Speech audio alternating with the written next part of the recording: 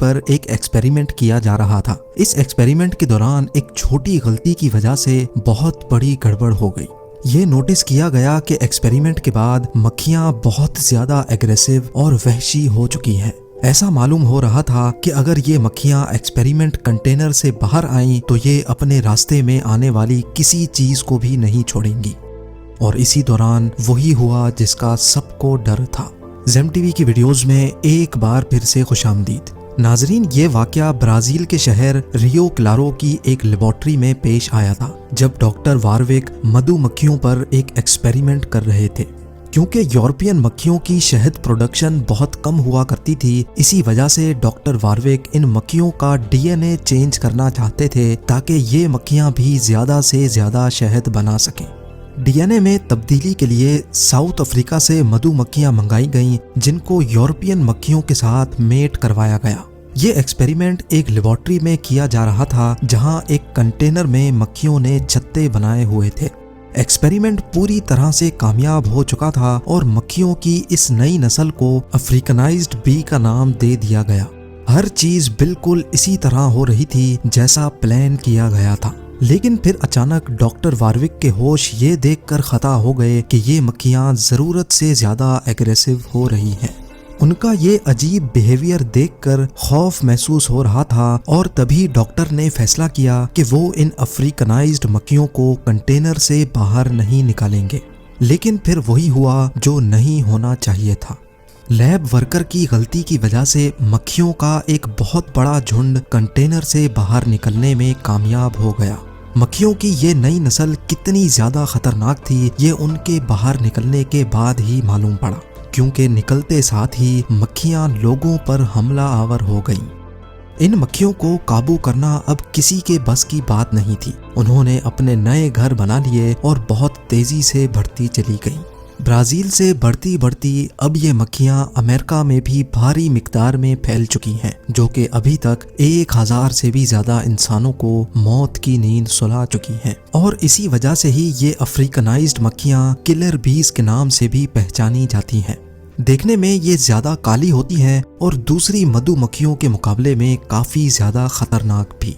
500 metre दूर से भी ये अपने छत्ते की तरफ बढ़ने वाले पर टूट पड़ती हैं और अगर इन्होंने किसी इंसान या जानवर पर हमला करने की ठान ली तो हैरत अंगेज तौर पे उसका आधे किलोमीटर दूर तक भी पीछा करती रहती हैं।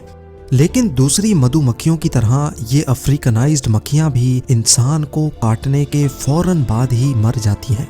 इन मक्खियों का डंग इंसान के लिए कितना डेंजरस होता है, आखिर डंग मारने के बाद ये खुद ही मर क्यों जाती हैं, ये जानने के लिए जरूरी है कि पहले हम ये जानें कि मक्खियां आखिर हमला करती ही क्यों हैं। सबसे पहले तो ये समझ लें कि मक्खियों की चाहे कोई भी किस्म हो, वो इंसान पर सिर्फ तब हमला करती हैं जब उनको खतरा महसूस होता है। नॉर्मल मधुमक्खियां तब हमला करती हैं जब कोई उनके हाइव्स यानी छत्ते को हाथ लगाता है। लेकिन अफ्रीकनाइज्ड मक्खियां क्योंकि ज़रूरत से ज़्यादा एग्रेसिव होती हैं, इसी वजह से वो दूर से ही अपने छत्ते की तरफ बढ़ने वाले इंसान पर हमला कर लेती हैं, फिर बेशक कोई किसी और मकसद से ही क्यों ना गुजर रहा हो।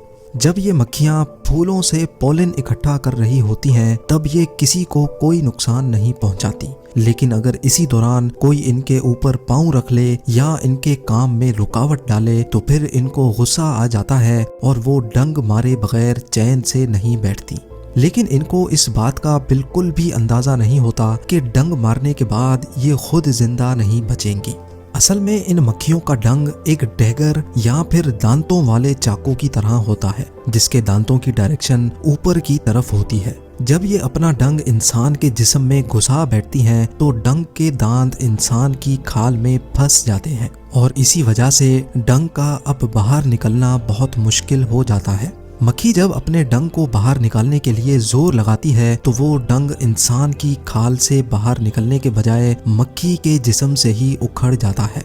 ना सिर्फ डंग बल्कि मक्खी के मसल्स, नर्व्स और उनके डाइजेस्टिव सिस्टम के कई हिस्से भी डंग के साथ ही अलग हो जाते हैं, जिसकी वजह से मक्खी का मौके पर ही मरना तय हो जाता है। वो लोग बहुत खुश नसीब होते हैं जिनको सिर्फ एक मक्खी ने डंग मारा हो, क्योंकि ये मक्खियां हमेशा झुंड बनाकर ही हमला करती हैं। अगर इनके छत्ते के पास से गुजरते हुए एक मक्खी ने भी आपको डंग मार लिया तो उसी वक्त पूरा झुंड वहीं पहुंच जाता है। लेकिन सवाल ये है कि आखिर दूसरी मक्खियों को पता कैसे चलता है कि हमला कहाँ और किस पर करना है। असल में जो शहद मक्खियां अपने छत्ते में जमा करती हैं वो उनके अपने खाने के लिए होता है। ये शहद मक्खियां अपने बुरे वक्त के लिए इकट्ठा करती हैं, खास तौर पे जब पॉलन का सीजन नहीं होता है। अपने छत्ते की प्रोटेक्शन के लिए कई मक्खियां उसके आसपास बारी बारी पहरा देती हैं। जब कोई इंसान इनके इलाके के करीब आता है तो ये दूर से ही सूंघ लेती हैं और अगर कोई एक भी मक्खी डंग मारने में कामयाब हो गई तो इसी दौरान इनके अंदर से एक केमिकल रिलीज होता है जिसको फेरोमोन कहा जाता है। एक्सपर्ट्स का मानना है कि जैसे ही फेरोमोन हवा में फैलता है तो ये वहाँ मौजूद तमाम मक्खियों के लिए अलार्म सिग्नल का काम करता है। वो तमाम मक्खियां जो उस वक्त ड्यूटी पर मौजूद होती हैं फेरोमोन को सूंघती हुई फौरन उस इंसान पर टूट पड़ती हैं। इसी वजह से जब आपको कोई एक मक्खी डंग मारे तो फौरन उस जगह को छोड़ देना ही बेहतर होता है। मक्खियों का डंग इंसानों के लिए कितना खतरनाक होता है ये जान लेना भी बहुत अहम है। जब ये डंग इंसान की बॉडी में दाखिल होता है तो ये एक टॉक्सिन हमारी बॉडी में छोड़ जाता है जिसको मेलेटिन कहा जाता है। इंसान की बॉडी फौरन इस मेलेटिन से लड़ने के लिए ऑटोमेटिकली काम करना शुरू कर देती है, जिसकी वजह से बॉडी का वो हिस्सा फौरन सूजकर लाल हो जाता है। असल में ये हमारी बॉडी का डिफेंस मैकेनिज्म ही होता है जो मेलेटिन से लड़ने के लिए जिस्म के उस हिस्से को सूजने पर मजबूर कर देता है। अगर तो डंग ब्लड वेसल के करीब लगता है तो वो ब्लड में शामिल होकर पूरी बॉडी में फैलना शुरू हो जाता है, जिसके काफी खौफनाक नताइज भी हो सकते हैं।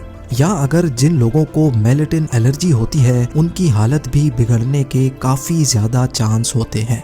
इसी वजह से अगर कभी आपको कोई शहद की मक्खी काटे तो फौरन उसका डंग निकालना ना भूलें, क्योंकि जितनी देर तक डंग बॉडी के अंदर रहेगा वो कंटिन्यूसली अपना जहर बॉडी में पंप करता रहेगा। आइए अब जानते हैं किलर बीज के बारे में चंद इंटरेस्टिंग फैक्ट्स। किलर बीज नॉर्मली बहुत बड़ा छत्ता बनाती हैं जिसमें 80,000 से भी ज़्यादा मक्खियाँ रहती हैं। ये मक्खियाँ परफ्यूम, चमकने वाली चीज़ें जैसा कि ज्वेलरी और डार्क कलर के कपड़ों पर फौरन हमला कर लेती हैं। इनका डंग तो नॉर्मली मधुमक्खियों जैसा ही होता है, लेकिन ये अपना डंग सिर्फ 3 सेकंड में ही इंसान के अंदर उतारने की काबिलियत रखती हैं। एक मर्तबा जब इन मक्खियों का झुंड मचल जाए तो अगले 24 घंटों तक इनका गुस्सा ठंडा नहीं होता। किलर बीज के हमले की सूरत में इनसे जान छुड़ाने के लिए कम से कम 1 किलोमीटर दूर तक भागना जरूरी होता है।